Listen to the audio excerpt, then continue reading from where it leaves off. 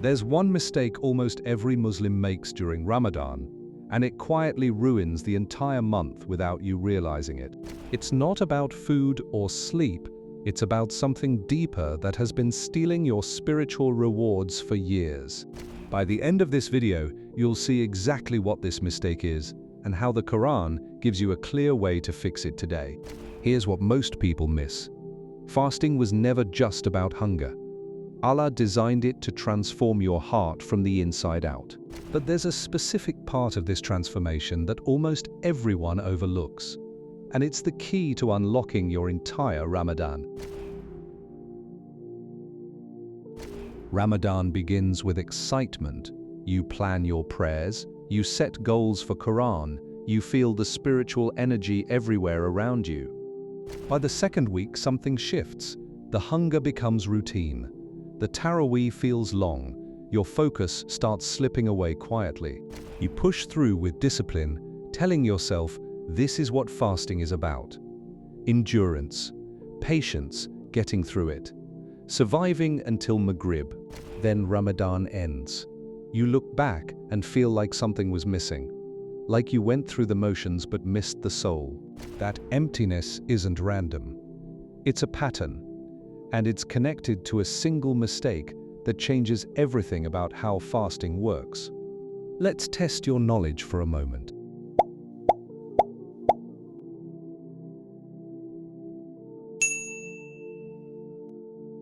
That's what most of us experience. The standard Ramadan cycle. The one nobody talks about honestly, because we all feel it. But the Quran tells us something about the purpose of fasting that most of us have heard, but never truly absorbed. Most people get this wrong.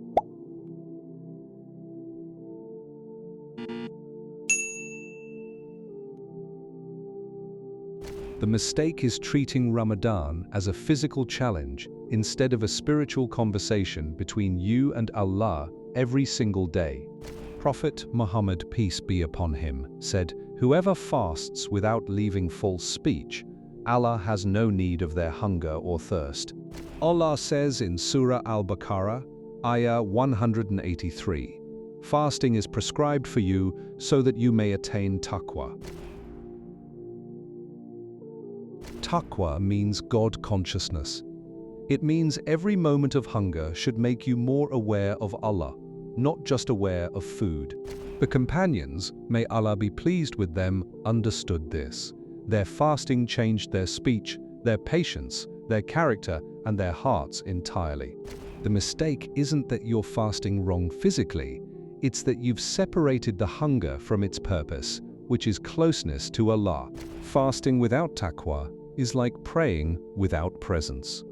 The body goes through the motions while the heart remains completely unchanged and distant. Once you reconnect fasting to taqwa, everything shifts. Every hunger pang becomes a reminder.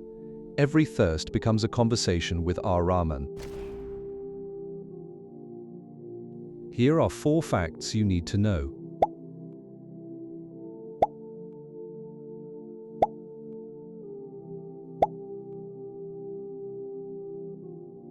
Prophet Musa, peace be upon him, fasted 40 days before receiving revelation.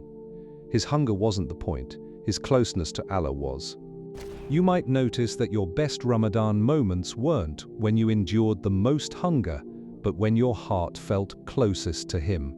Every act of worship in Ramadan, the prayer, the charity, the Quran, they all point to one destination, and that is Taqwa. Starting today, before you break your fast, pause and ask yourself, what did my hunger teach me about Allah this day? Here's a question for you.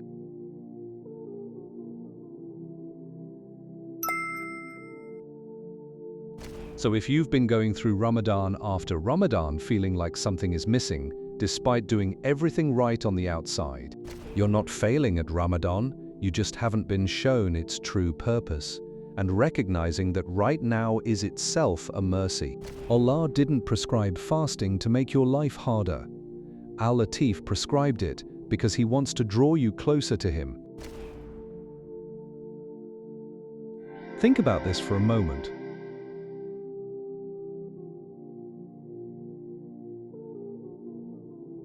The fast that transforms you isn't the one that empties your stomach the most. It's the one that fills your heart completely.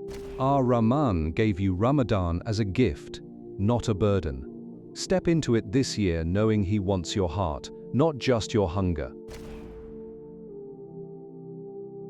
If this changed how you see Ramadan, subscribe and comment what hit you hardest. I read everyone. Barakallahu feekum. I'll leave you with this.